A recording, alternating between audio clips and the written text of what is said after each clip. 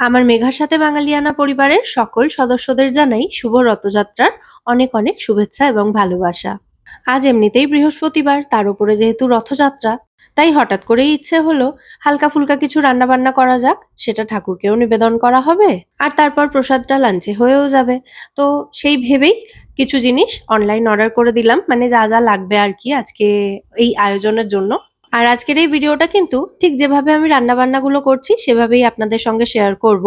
মানে অন্যান্য দিন ভিডিওতে যেমন দেখেন সমস্ত কিছু গুছিয়ে নিয়ে তারপর রান্না করতে বসি, আজ কিন্তু ব্যাপারটা একদমই সেরকম না।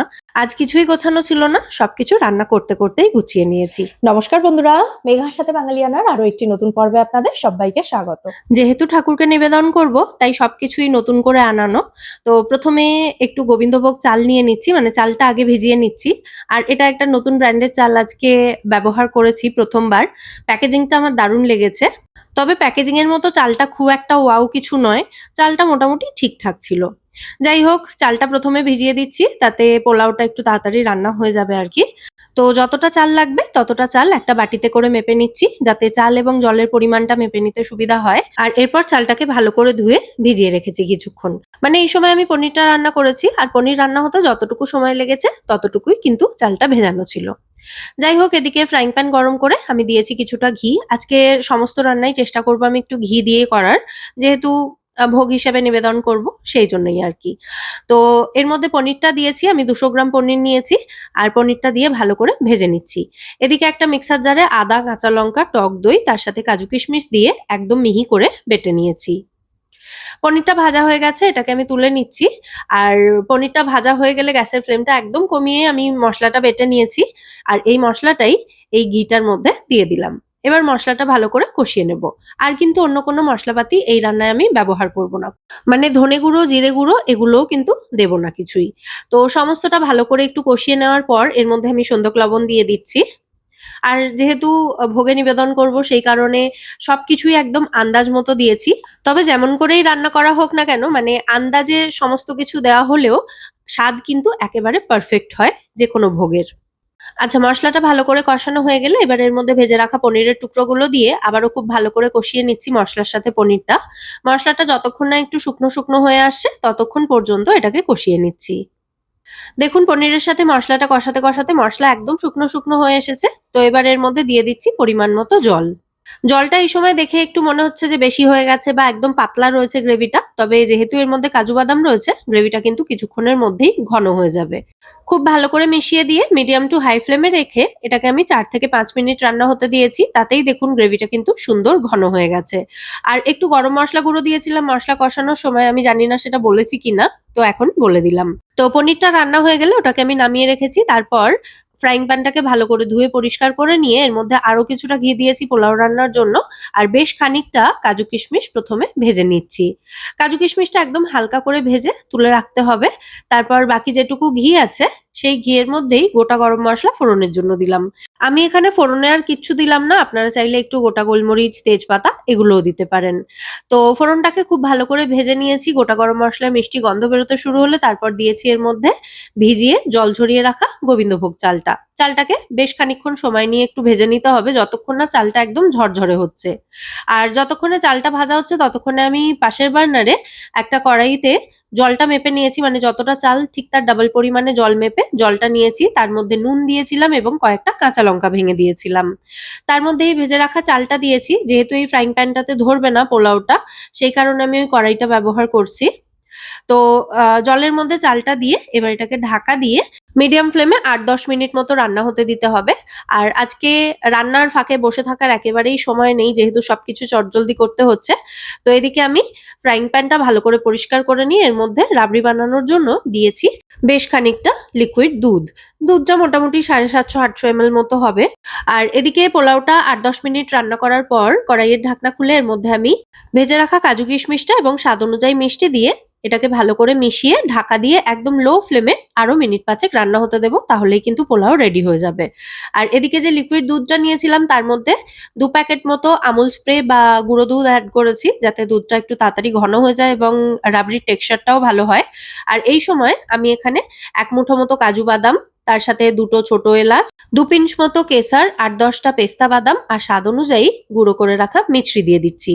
তারপরে এই সমস্ত উপকরণ একসাথে মিক্সিতে গ্রাইন্ড করে নিয়ে এইটাই এর মধ্যে মানে এই লিকুইড দুধটার মধ্যে দিয়ে দিলাম। এতে রাবড়িটা ঘনও হবে এবং খুব তাড়াতাড়ি কিন্তু রাবড়িটা তৈরিও হয়ে যাবে। আপনাদের হয়তো মনে হচ্ছে আমি মিছরির গুঁড়োটা কেন এর মধ্যে দিলাম, মানে ভাঙা মিছরিও দিতে পারতাম। অবশ্যই দিতে পারতাম। অ্যাকচুয়ালি আমার কাছে নিরামিষ মিক্সার জার মানে যেটা আমি এই ঠাকুরের রান্নাবান্নার কাজে ব্যবহার করি সেটা একটাই। তো রান্না শুরুর আগে আমি 250 গ্রাম মিছরি ওতে গুঁড়ো করে আলাদা পাত্রে রেখে দিয়েছিলাম যাতে প্রয়োজনে সেটা যখন ইচ্ছা তখন ব্যবহার করা যেতে পারে। যাই হোক, এদিকে দুধটা দেখুন অনেকটাই ঘন হয়ে এসেছে। তো এই ঘন দুধটা আমি বেশ খানিকটা মানে ওই 1 কাপ মতো পরিমাণে তুলে নিচ্ছি একটা অন্য পাত্রে। তার মধ্যে একটু ঠান্ডা লিকুইড দুধ অ্যাড করে দিয়েছি যাতে এই মিশ্রণটা একটু ঠান্ডা হয়ে যায় এবং এটাতে এবার আমি মালপোয়ার ব্যাটারটা তৈরি করব। মালপোয়া বানানোর জন্য আজ আমি ব্যবহার করব গমের আটা, ময়দা ব্যবহার করছি না, আপনারা ময়দাও নিতে পারেন। আর যতটা আটা নেব তার 4 ভাগের 1 ভাগ নিয়ে নেব সুজি। তো আমি প্রথমে সুজিটাই ঢেলেছি। আমার মনে হচ্ছিল সুজির মধ্যে হয়তো একটা পোকা ছিল, যদিও আমি নতুন প্যাকেট কেটেই ব্যবহার করলাম, কিন্তু ছিল না পোকা, ওটা অন্য কিছু ছিল। তো তুলে ফেলে দিয়ে তারপর এর মধ্যে আটাটা অ্যাড করলাম।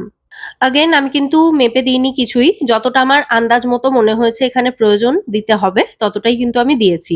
তবে নর্মালি মালপোয়া বানাতে আমরা যেটা করি, আটা বা ময়দা যতটা নিই তার 4 ভাগের 1 ভাগ বা অনেক সময় অর্ধেক পরিমাণেও সুজি নেওয়া যেতে পারে।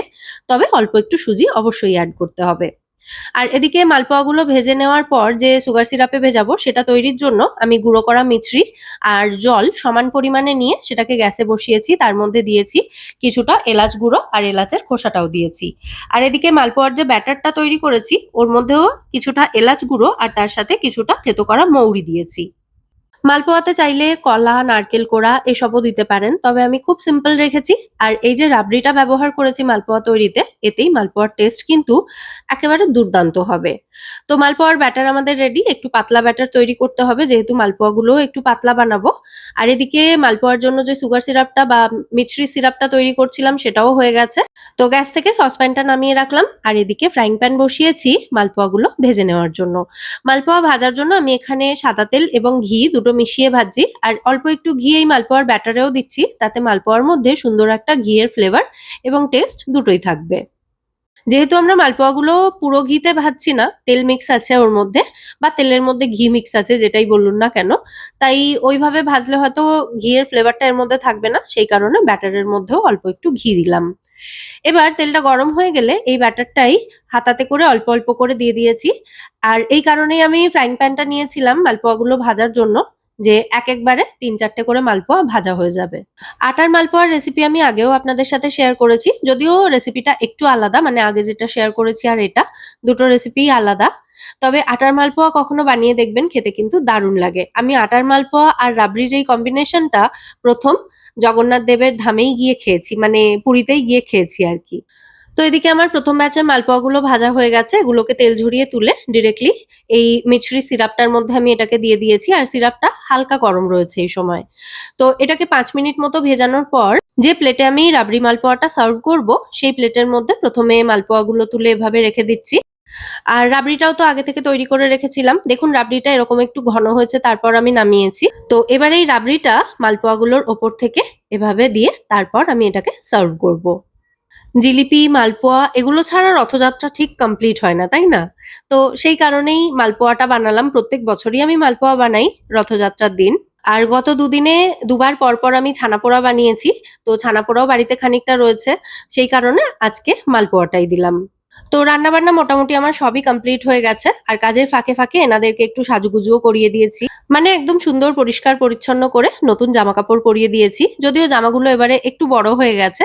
যাই হোক, তাও কিন্তু দেখতে খুব সুন্দর লাগছে। মানে আমার তো ভীষণ ভালো লাগছে। আপনারাও জানাবেন কেমন লাগছে।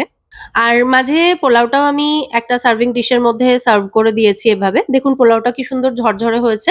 আর এরকম সিম্পল সাদা পোলাও খেতে কিন্তু দুর্দান্ত লাগে। তো পুজো টুজো কমপ্লিট হওয়ার পর ফাইনাল ভোগের দর্শন করাচ্ছি আপনাদেরকে।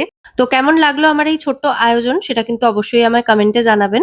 যদি ভালো লেগে থাকে ভিডিওটাকে বরাবরের মতো একটা লাইক এবং শেয়ার করে দেওয়ার অনুরোধ রইল। সাথে এরকমই নিত্য নতুন রেসিপি দেখার জন্য আমার চ্যানেল মেঘার সাথে বাঙালিয়ানাকে সাবস্ক্রাইব করে আমার পাশে থাকতে পারেন এবং আমায় সাপোর্টও করতে পারেন। আজ তাহলে এ পর্যন্তই, আবার দেখা হবে আপনাদের সঙ্গে পরের পর্বে নতুন কোনো রেসিপির সাথে। সবাই সুস্থ থাকবেন, ভালো থাকবেন এবং সব্বাইকে খুব ভালো রাখবেন। নমস্কার এবং জয় জগন্নাথ।